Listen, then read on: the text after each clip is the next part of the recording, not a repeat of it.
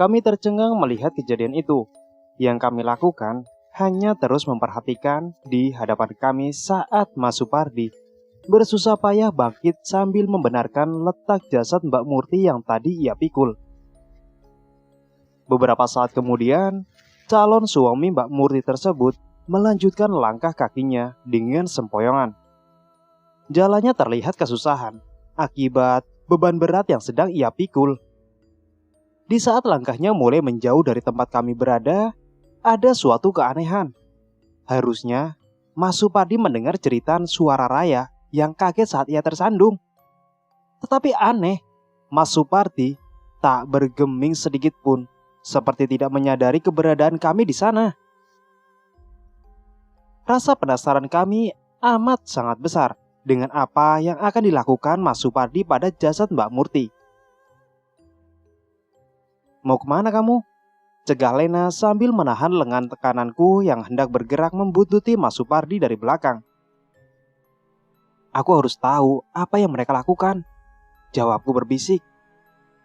Tapi tatapan mata Lena dan Raya mengisyaratkan mencegah kepergian diriku untuk tidak lebih jauh lagi mengikuti kata hati. "Ri, nanti semakin dalam urusannya," ucap Raya yang sependapat dengan Lena saat itu. Kemudian kutepis pelan tangan Lena yang masih memegang lenganku sambil berkata, "Kalian berdua pulang saja dulu. Aku harus tahu apa yang sebenarnya terjadi." "Anak ini memang bandel kalau dibilangin," kata Lena pelan setengah berbisik. Bukannya pulang seperti kataku, tapi Lena dan Raya malah mengekor di belakang mengikuti kemana arah Mas Supardi tuju. Angin berhembus pelan menerpa dedaunan yang mulai basah oleh embun. Penglihatan kami juga samar karena terhalang oleh kabut tipis yang sejak tadi bermunculan. Meski sebenarnya detak jantung sudah tidak beraturan karena hawa aneh menjalari seluruh badan, seolah-olah di balik kegelapan malam banyak pasang mata yang sedang mengawasi gerak-gerik kami yang mengikuti Mas Supardi kala itu. Semakin jauh kaki melangkah dengan mata yang terus mengawasi Mas Supardi dari belakang, tak ingin kehilangan jejaknya. Dari kejauhan terlihat obor yang sudah menyala menerangi jalan. Obor-obor tersebut terletak di sepanjang jalan menempel pada pagar kayu. Berkali-kali juga kami menyeka keringat yang banyak bermunculan di seluruh bagian badan. Bukan hanya Mas Supardi saja yang kesusahan berjalan akibat memikul mayat. Namun, kami juga merasakan pegal-pegal di sekujur badan. Setelah melewati jalan berpagar kayu berwarna putih, Mas Supardi menuju bawah pohon besar yang tidak kuketahui namanya karena keadaan sangat gelap gulita. Tetapi dapat kulihat jasad Mbak Murti diletakkan di sebuah amben dari bambu yang berada di bawah pohon besar. Di bawah pohon itu juga terdapat 2 obor yang terletak di kanan kiri amben atau biasa disebut ranjang dari bambu. Kaget bukan main yang kurasakan saat itu. Tepat di balik pohon besar itu, tiba-tiba seseorang keluar dari arah kegelapan malam menghampiri Mas Supardi yang sudah meletakkan jasad Mbak Murti di atas ranjang bambu. Orang itu tidak lain adalah Bude Ratna yang mengenakan setelan baju kebaya dengan rambut terurai panjang menutupi bagian punggungnya. Tidak jelas apa yang mereka berdua bicarakan. Yang kami tahu adalah Bude Ratna melepaskan ikatan tali pocong satu persatu.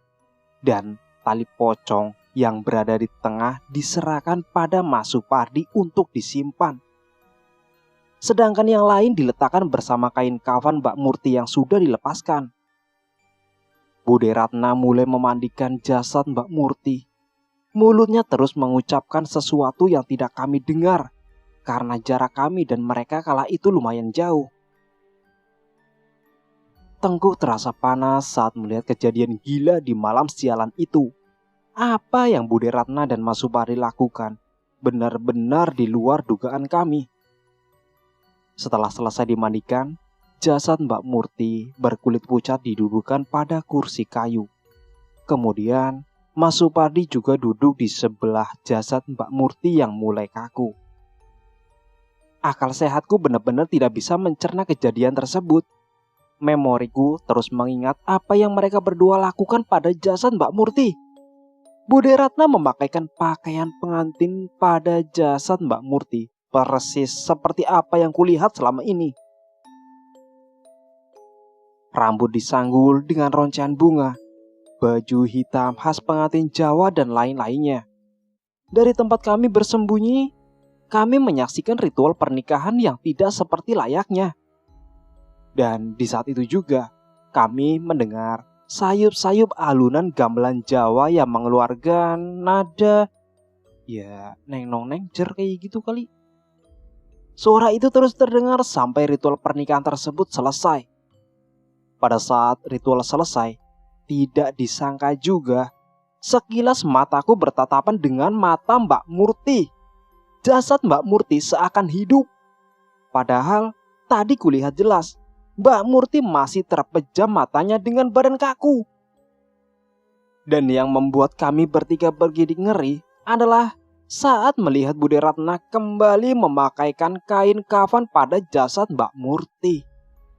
Sambil tertawa, mirip orang gila, Bude Ratna kembali membungkus jasad Mbak Murti dengan kain kafan yang sudah dikenakan sebelumnya. Dan tiba-tiba, terasa ada yang aneh di belakang kami saat itu. Tengkuk terasa dingin diterpa angin pelan. Darah dalam tubuh berdesir kencang sampai ubun-ubun. Terasa ada seseorang berada di belakang kami. Jantung berdebar tak karuan. Perlahan, aku mulai menoleh ke arah belakang. Lemas rasanya seluruh badan saat itu. Saat mataku melihat dengan jelas sosok Mbak Murti yang berdiri memandang ke arah kami dengan kedua bola mata melotot tajam. Sorot matanya mengisyaratkan ancaman pada kami. Jalan pikiran mulai buntu seketika saat itu. Badan lemas, terasa tak bertulang dengan kehadiran sosok Mbak Murti yang sudah berada di belakang kami. Kami berteriak histeris bersamaan seketika. Hingga semua terasa benar-benar gelap gulita. Badan terasa berat dan serasa ditekan ke arah bawah. Bernafas pun terasa amat sulit. "Sudah bangun, Dok?" kata Simbo pelan. Nada suara amat pelan. Jemari tangannya terus memijit betisku tanpa berhenti. Riri di mana, Mbok?" tanyaku linglung. Karena saat itu aku tidak ingat apapun. Hanya kejadian semalam masih sangat membekas dalam ingatan. "Kamu di rumah. Mas Maman yang membawa kamu pulang tadi pagi," jawab Simbo sambil menyungikan senyuman ke arahku. "Memang aku semalam di mana? Kok dijemput Mas Maman?" "Pak Sukro yang pertama kali tahu kamu tidur di kuburannya Murti." Dek. Jantung terasa berhenti berdetak dengan badan terkejut mendengar penuturan Simbo pagi itu. "Aku sendirian, Mbok," tanyaku lagi. Karena tadi malam aku masih bersama dengan Raya dan Lena. "Yo, bareng Lena sama Raya. Kalian bertiga tidur di kuburan Murti keruntulan gitu." Bagai disambar petir siang bolong, mendengar jawaban dari Simbo. Jelas sekali jika aku, Raya dan Lena masih di tempat yang ada pohon besarnya. "Tapi Mbok, semalam aku lihat Buderat." "Sudah, kamu istirahat dulu. Nanti kalau sudah membaik, Mbok ceritakan sesuatu," kata Simbo memotong kata-kataku. Hawa dingin saat malam hari tak membuat diriku segera beranjak memasuki rumah saat itu. Di depan nyala api kecil dari kayu-kayu kering yang dibakar oleh Raya saat menemaniku. Kami berdua sama sekali tak saling bicara. Terdiam di tempat yang sama dengan pandangan kosong ke arah nyala api berwarna kuning. Kok kuning? Bahkan Simbo yang sedari tadi memanggil diriku untuk segera memasuki rumah karena hari sudah gelap, tak kuindahkan. Pikiranku melayang jauh mencoba mencerna setiap kata dari cerita Simbo siang tadi. Satu cerita yang membuat suasana hati menjadi tidak tenang seketika saat mendengarnya. Cerita yang sama sekali sukar dinalar oleh akal pikiran orang waras. Cerita rumit yang mampu membuat nyawa orang lain melayang meski tidak mempercayainya. Orang gila mana yang menjadikan dirinya sendiri sebagai tumbal untuk balas dendam karena sakit hati? Bahkan seluruh keluarganya pun ia persembahkan agar balas dendamnya bisa terlaksanakan. Sesakit apa sebenarnya luka dalam hati Bude Ratna sehingga beliau nekat melakukan hal yang tidak masuk akal, namun sangat terasa nyata saat balas dendamnya dimulai. Pikiranku kacau balau dalam sesaat. Semua terasa amat sangat rumit untuk kupikirkan seorang diri. Kembali kuputar ulang memori saat Simbo bercerita tadi siang. Cerita Simbo kilas masa lalu. Kala itu, Bude Ratna merupakan kembang desa yang selalu mendapatkan pujian dari para pemuda. Bahkan, namanya tersohor sampai ke desa sebelah karena kecantikan dan kemolekan tubuhnya. Banyak pemuda yang berlomba-lomba mendapatkan hati Bude Ratna. Namun, semuanya bertepuk sebelah tangan. Para pemuda yang terang-terangan datang melamar ke rumah Bude Ratna selalu ditolak dengan halus. Tetapi, saat sampai di rumah, mereka akan mengalami sakit aneh dan tak jarang juga banyak yang meninggal keesokan harinya. Entah bagaimana ceritanya, karena Simbo sendiri juga tidak tahu. Ternyata Bude Ratna menyukai ayahku. Bertahun-tahun, Bude Ratna menyembunyikan rasa sukanya terhadap ayahku tanpa berani mengungkapkannya. Gayung bersambut ketika ayahku mulai bekerja pada keluarga Ramlan. Ayahku sendiri sebenarnya juga menyukai Bude Ratna. Namun, karena Padekus terlebih dahulu berkata secara terang-terangan bahwa beliau menyukai Bude Ratna, maka ayah membuang jauh-jauh perasaannya terhadap Bude Ratna. 1 tahun kemudian, hubungan ayah dan Bude Ratna semakin dekat. Ayah yang saat itu sempat mengurungkan niatnya untuk tidak mendekati Bude Ratna, akhirnya luluh juga dengan sikap manis lewat tutur kata Bude Ratna saat bersama ayahku. Diam-diam ayah menjalin cinta dengan Bude Ratna, dan akhirnya Bude Ratna memaksa agar ayahku bersedia melamarnya. Hari yang ditentukan tiba. Ayah bersama almarhum kakek datang ke rumah Bude Ratna untuk melamar tanpa sepengetahuan Pak Dekus. Setelah lamaran diterima, berita tersebut segera menyebar ke seluruh desa hingga ke desa sebelah bahwa ayah dan Bude Ratna sudah resmi bertunangan. Namun, masalah datang di keluarga ayah. Pak Dekus berang dan menuduh bahwa ayahku telah melakukan itu dengan sengaja. Keadaan semakin bertambah parah dengan sikap Pak Dekus yang meminta dengan paksa agar lamaran segera dibatalkan. Saat itu Bude Ratna tengah mengandung jabang bayi dari hasil hubungan gelap bersama ayahku. Dan ayahku sendiri tidak tahu jika Bude Ratna tengah mengandung benihnya meski baru seminggu. Dari cerita ini juga aku baru mengerti jika sebenarnya Mbak Murti dan Mbak Vika ternyata bukan anak kandung dari Bude Ratna.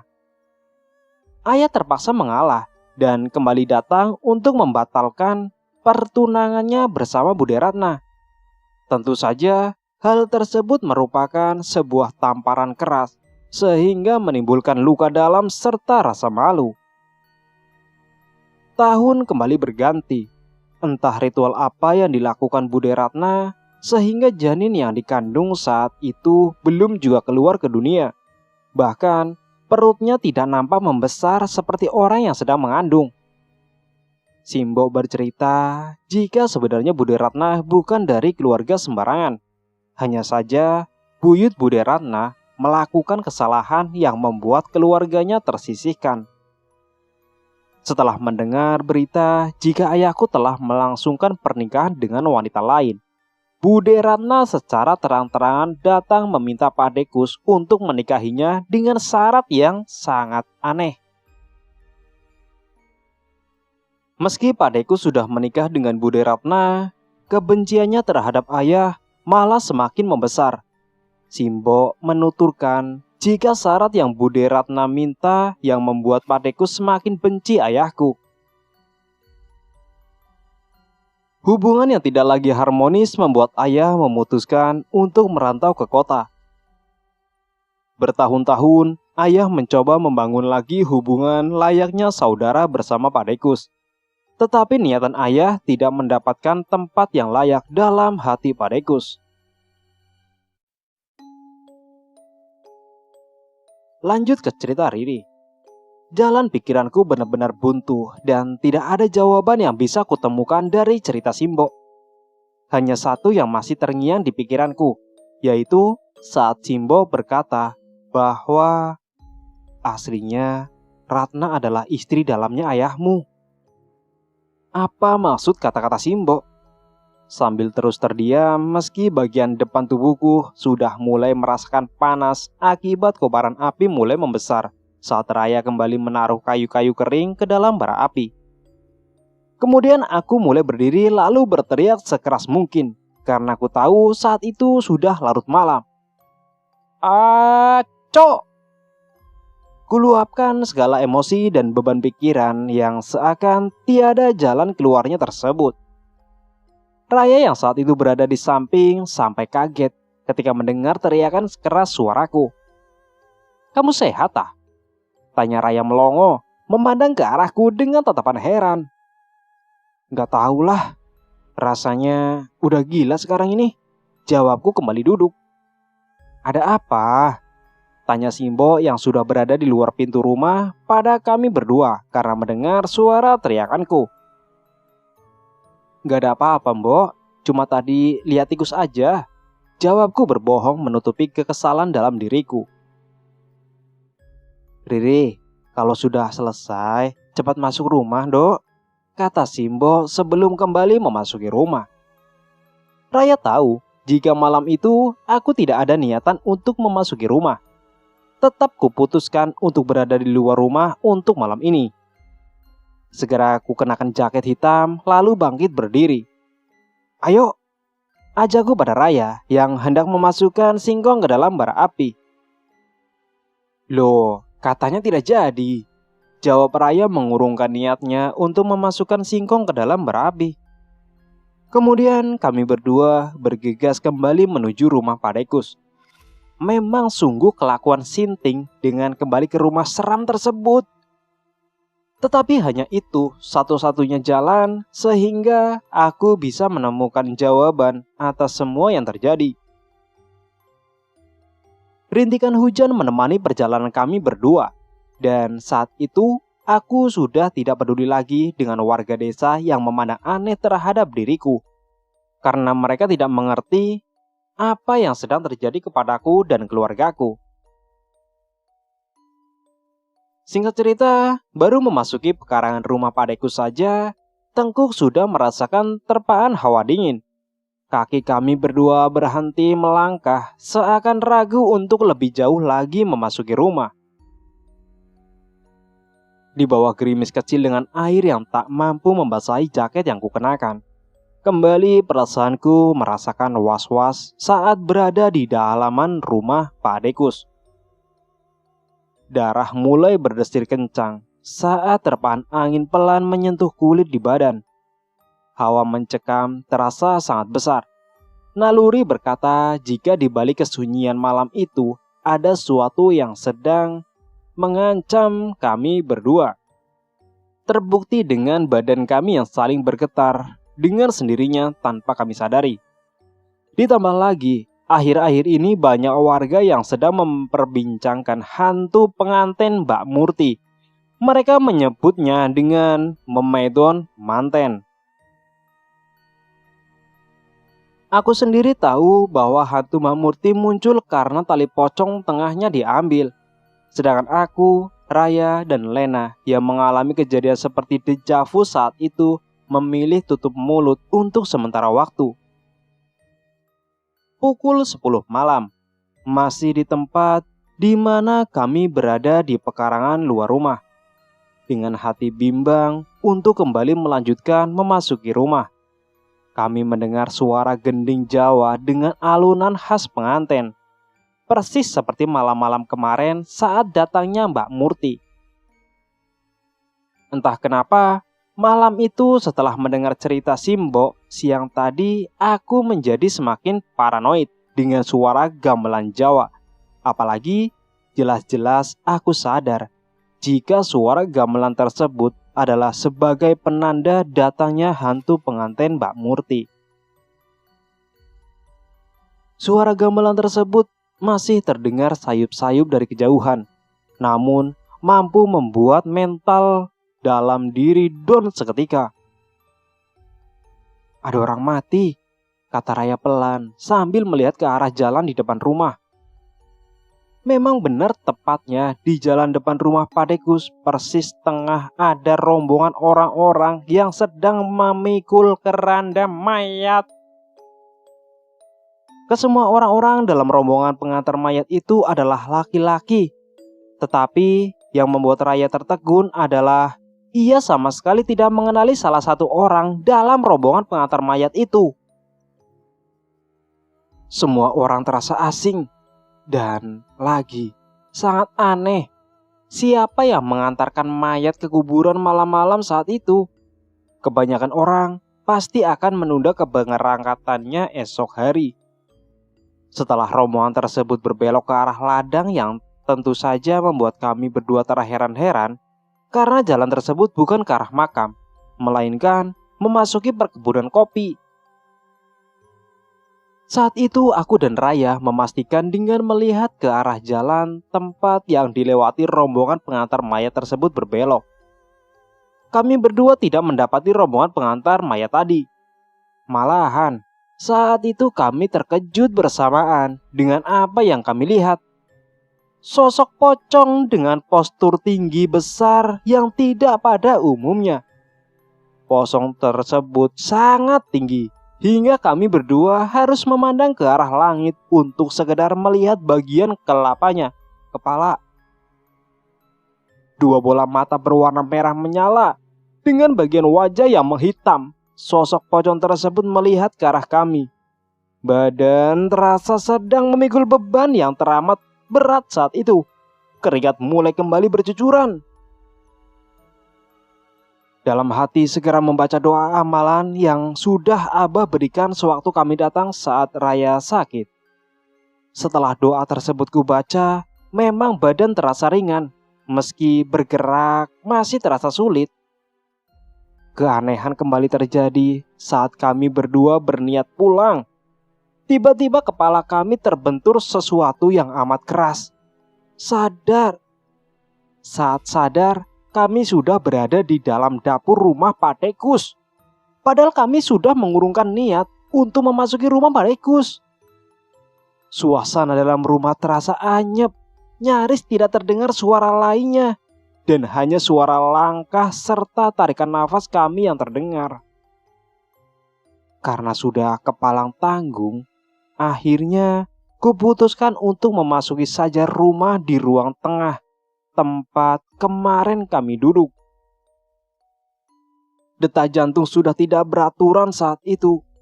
Ada suatu keanehan yang tidak kami sadari. Berkali-kali ku remas telapak tanganku agar gemetar di tangan tidak berlanjut. Namun, semua terasa sia-sia ketika telinga kami mendengar suara pintu rumah dibuka secara perlahan. Suara tersebut berasal dari pintu depan, persis seperti kedatangan Padekus pertama kalinya. Bau busuk segera tercium di dalam rumah beserta suara langkah kaki yang terdengar diseret pelan.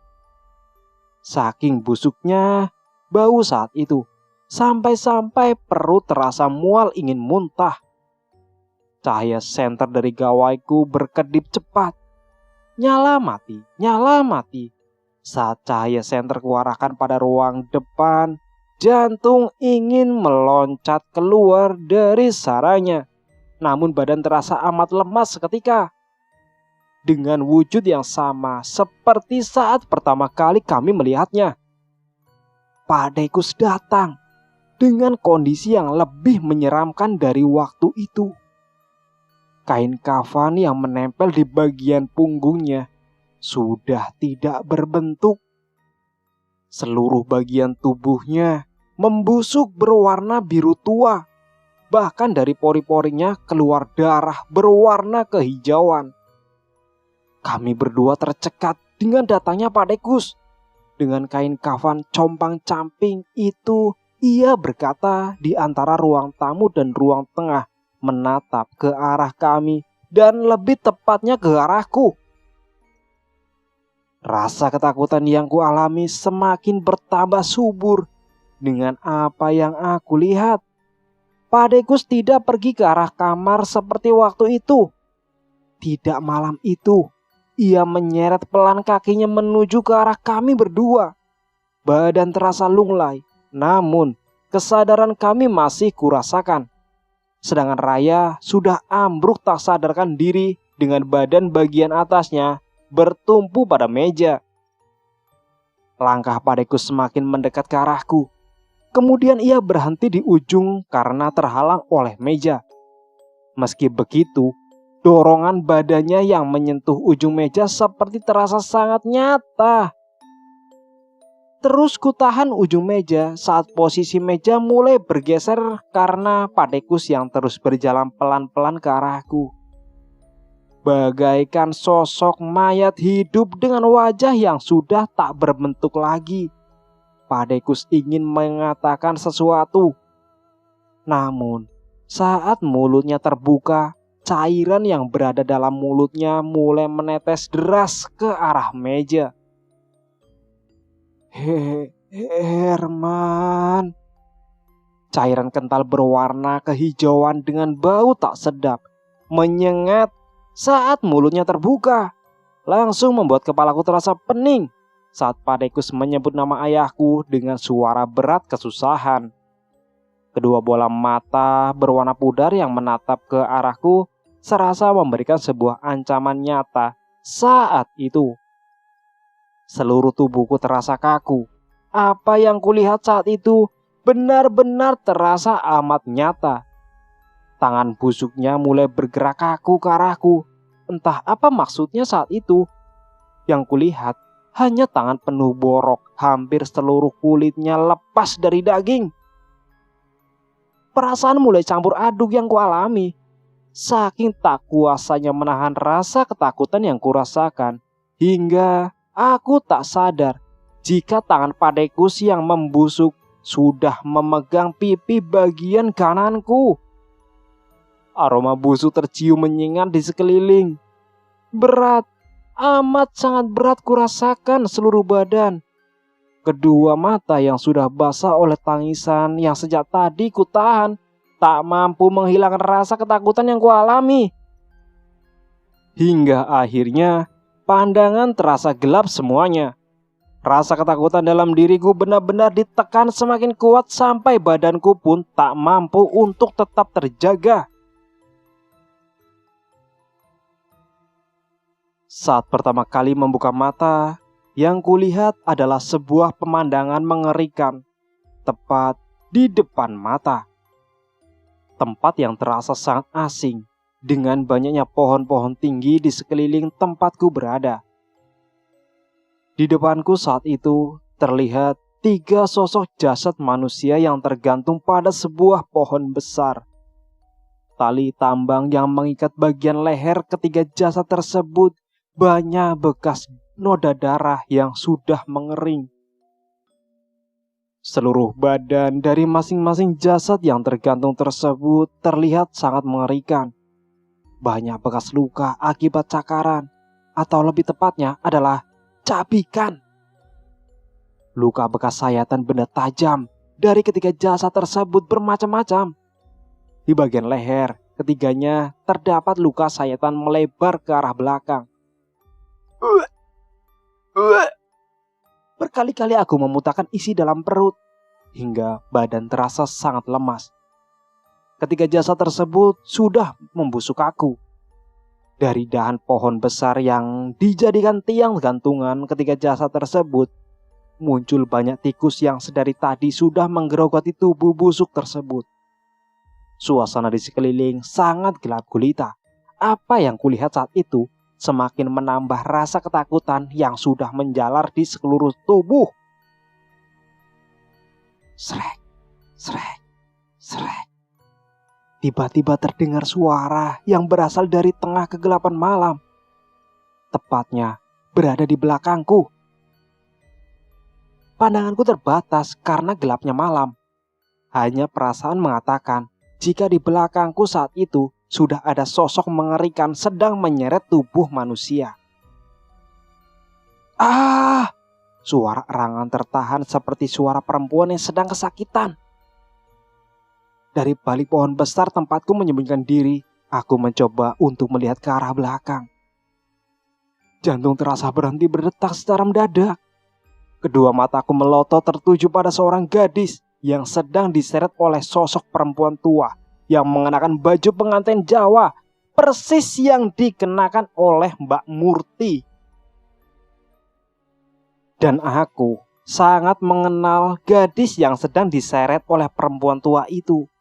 Dia adalah Raya, teman yang selama ini tidak pernah meninggalkan diriku saat aku dalam kesusahan. Dari balik pohon besar dengan pandangan samar karena suasana gelap, terus ku perhatikan sosok perempuan tua yang tengah menyeret Raya dari bagian kaki kanan Raya. Sosok perempuan tua tersebut masih menggunakan sanggulan pada rambutnya. Kain jarik yang dikenakan sebagai setelan bagian bawah sama sekali tidak menyulitkan dirinya untuk menyeret tubuh Raya. Badanku menggigil tak karuan. Perasaan mulai tak menentu antara kabur dari tempat itu ataukah menolong Raya yang terlihat masih bernapas. Tapi bagaimana caraku untuk menolong Raya? Jalan pikiranku benar-benar terasa buntu.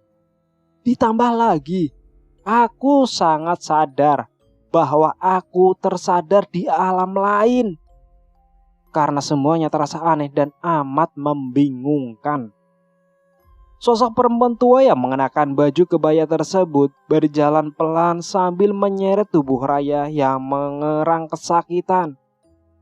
Saat perempuan tua tersebut mulai melewati diriku dari balik pohon, aku mulai menggeser tubuhku ke arah samping agar badanku tak terlihat dari balik pohon.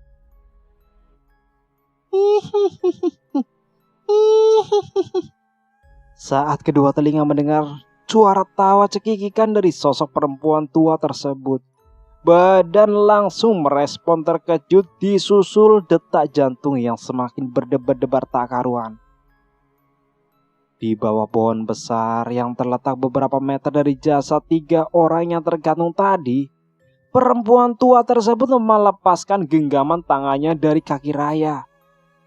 Perasaan mulai khawatir jika Raya akan bernasib sama dengan ketiga jasad yang kulihat saat pertama kali membuka mata tadi. Tapi beruntungnya, perempuan tua tersebut berjalan ke arah lain. Kemungkinan ia hendak mengambil tambang untuk mengikat leher Raya.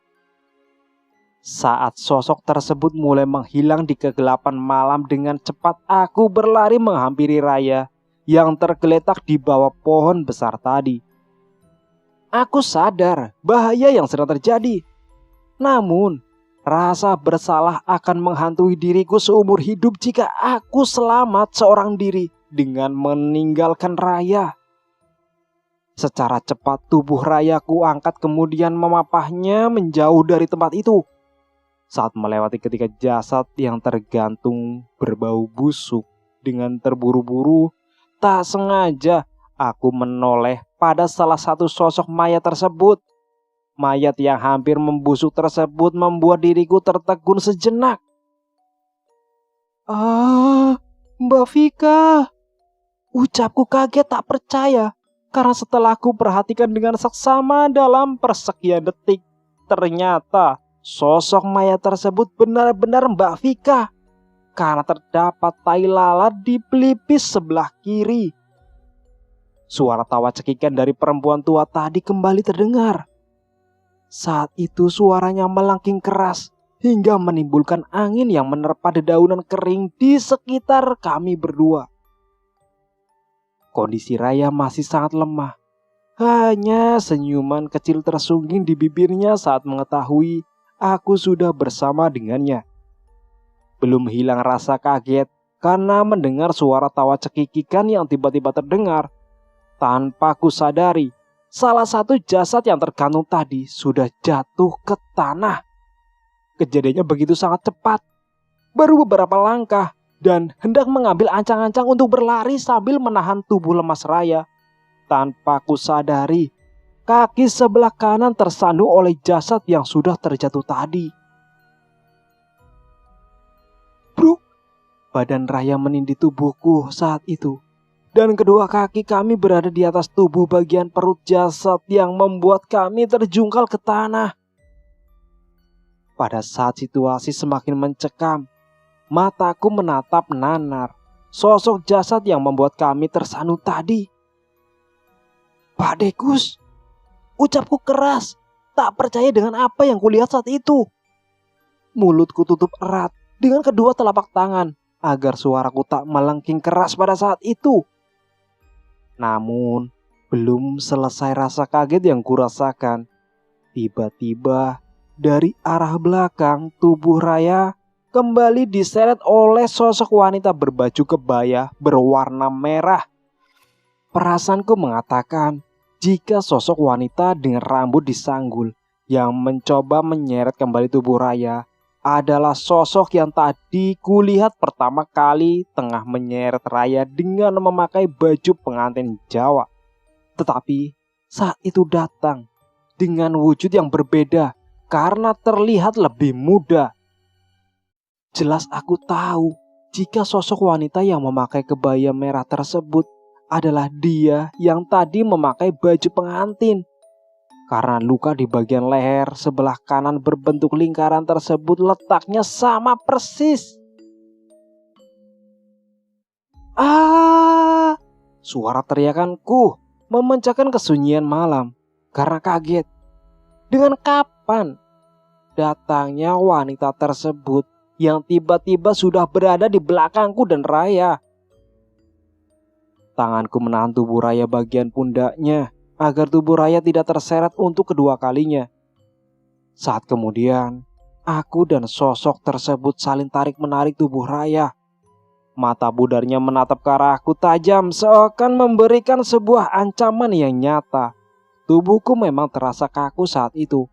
Namun, aku tak rela jika Raya juga harus menderita karena diriku. Raya mengerang keras.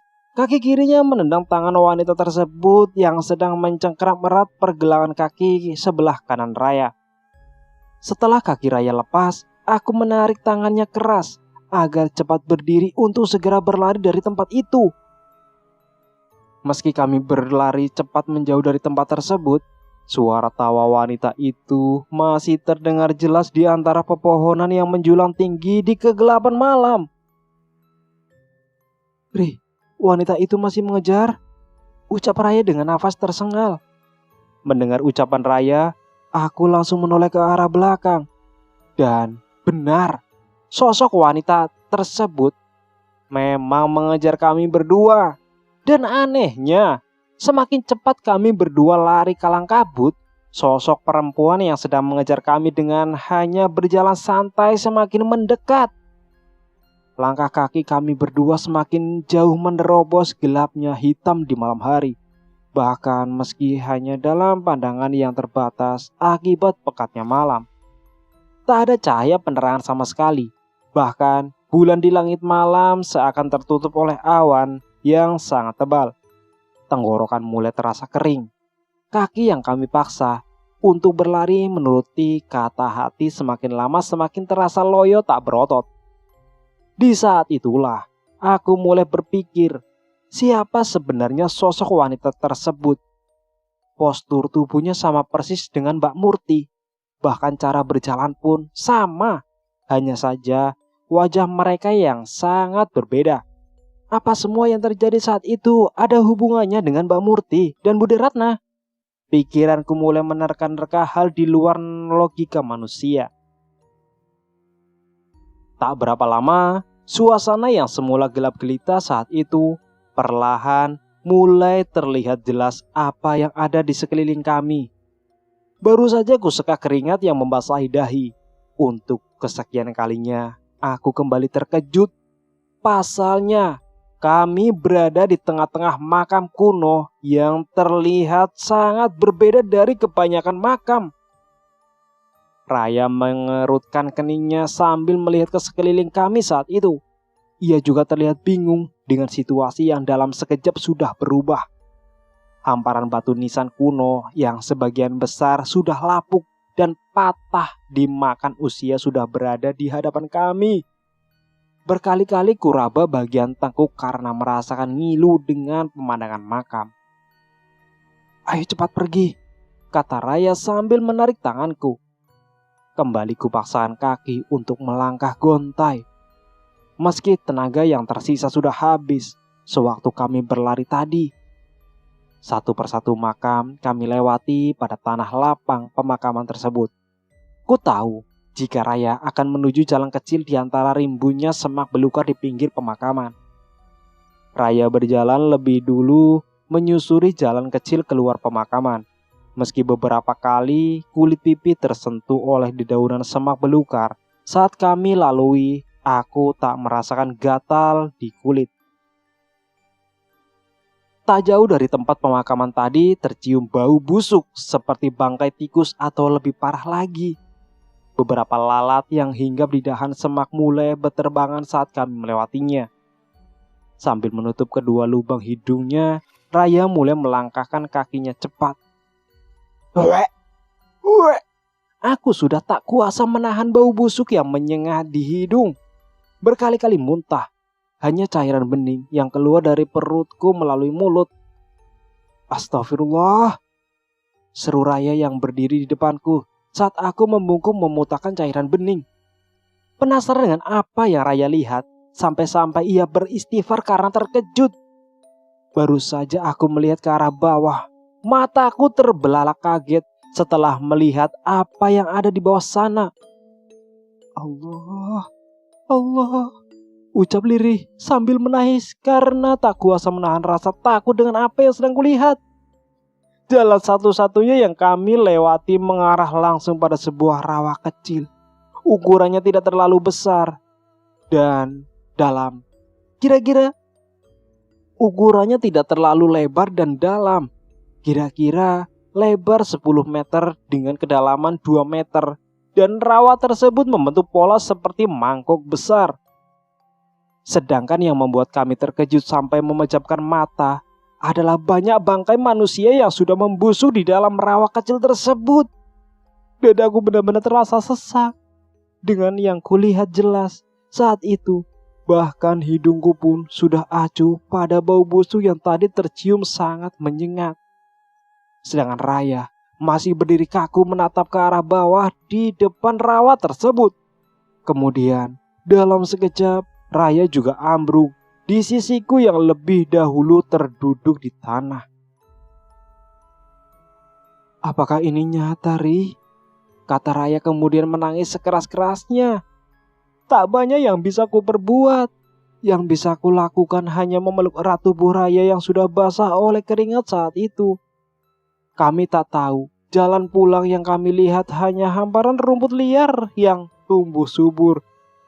Entah kutukan apa yang telah terjadi padaku, sampai-sampai Raya terseret ikut mengalami kengerian yang kualami. Lelah kaki untuk melangkah, yang ku tahu saat itu aku hanya berjalan semakin jauh dalam situasi dan waktu yang masih lama. Hanya latar dan tempatnya saja yang berbeda. Ketika Raya mulai pulih kembali dari kondisinya, ia mulai berjalan di depanku guna membuka jalan karena di jalan yang kami lalui tergolong sangat sulit karena kebanyakan rumput liar yang tumbuh subur. Maaf, ucapku lirih sambil menundukkan kepala. Gara-gara diriku, Raya harus merasakan kesulitan yang mengancam keselamatannya. Raya menoleh ke arahku, kemudian memandangi wajahku lekat-lekat. Untuk apa? Tanyanya tak mengerti maksud dari ucapanku. Gara-gara aku, kamu jadi ikut terseret ke dalam masalah yang kubuat. Jawabku lirih sambil menahan air mata agar tidak jatuh. Raya diam sesaat. Ia tak mengucapkan sepatah kata pun. Yang ia lakukan hanya terus memandang ke arahku yang semakin gelisah dengan keadaan yang kami alami. Bukankah kita teman? Aku bantu sampai seperti ini karena kita teman, Ri. Ujar Raya dengan mata berkaca-kaca. Maaf, hanya itu kata yang kuucapkan sebab penyesalan tiada guna. Apa kamu tidak menganggap aku sebagai temanmu, Ri? Kata Raya cepat. Bukan seperti itu maksudku. Hanya saja dengan melihat kondisi Raya saat itu semakin membuat diriku larut dalam rasa bersalah yang semakin membesar.